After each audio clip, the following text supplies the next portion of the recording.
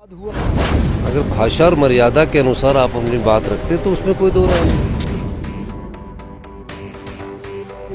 65 से 70 साल वालों का एरियर इस महीने भी अभी दे दिया जाएगा। ये भी देंगे और एरियर भी देंगे।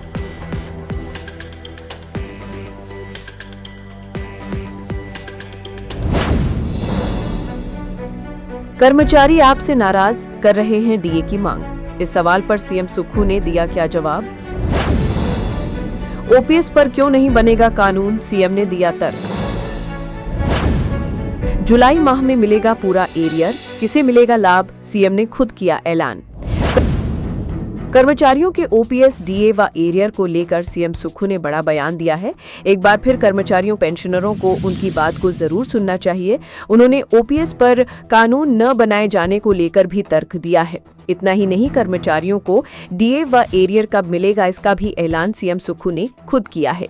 बड़ा भंगाल के दौरे के दौरान एक निजी चैनल को दिए साक्षात्कार में सीएम सुक्खू ने कर्मचारियों के बकाया भुगतान पर चर्चा के दौरान कुछ सवालों के जवाब दिए हैं। आइए जानते हैं कि उनसे क्या सवाल किए गए थे और उन्होंने क्या जवाब दिया है। उनसे ओपीएस को लेकर जब सवाल पूछा गया कि विपक्ष का आरोप है कि आपने राजनीतिक लाभ के लिए ओल्ड पेंशन बहाल की है, लेकिन इस आर्थिक संकट के बीच पेंशन जारी रखना तो दूर, समय पर वेतन देना भी मुश्किल नहीं हो जाएगा।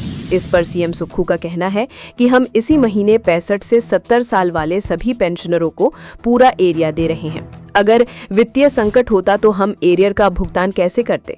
मैंने ओपीएस का राजनीतिक लाभ लेना होता तो इसे पहली कैबिनेट के बजाय अंतिम वर्ष लागू करता, क्योंकि मैं एक कर्मचारी का बेटा हूं और पेंशन के महत्व को समझता हूं। इसी कारण सत्ता में आने के बाद पहले दिन से ओपीएस दे रहे हैं और ये आजीवन जारी रहेगी।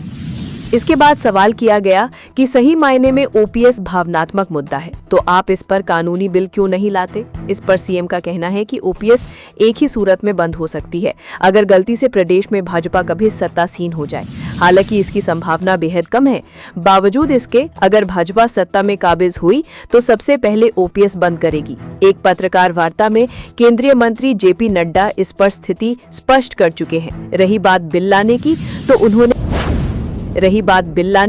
तो उन्होंने कानून पारित भी कर दिया, तो ओपीएस विरोधी भाजपा उस बिल को निरस्त कर देगी।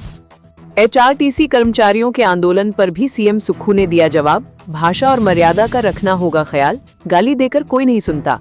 सीएम सुक्खू ने एचआरटीसी कर्मचारियों के आंदोलन तथा मांगों पर भी जवाब दिया है। उन्होंने कहा कि एचआरटीसी कर्मचारी उनके परिवार के सदस्य हैं। उनको लोकतंत्र में अपनी बात रखने का पूर्ण अधिकार है, लेकिन भाषा और मर्यादा का ध्यान रखना चाहिए। गाली देकर कोई बात नहीं सुनता।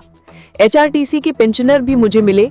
मैंने तय किया कि अगले माह से उन्हें 7 से 10 तारीख के बीच पेंशन मिल जाएगी। 20 करोड़ रुपए मेडिकल रीइंबर्समेंट का दे दिया, लेकिन एचआरटीसी को हर साल 800 करोड़ रुपए सरकार देती है, नई बसें खरीद कर देती है। सरकार को तो किराया भी नहीं मिलता, इसलिए एचआरटीसी में रैशनलाइजेशन करने की आवश्यकता है। अगला सवाल डीए व एरियर को लेकर किया गया, जिसमें पूछा गया कि ओपीएस बहाली के बावजूद कर्मचारी तो आपसे नाराज हैं। दबी जुबान में डीए की मांग में कर्मचारी कह रहे हैं कि डीए सरकार नहीं दे रही है, वहीं कर्मचारियों का एरियर भी बकाया है। इस पर सीएम सुक्खू का कहना है कि कर्मचारी हमारे परिवार के लोग हैं, उनका डीए व एरियर बकाया है।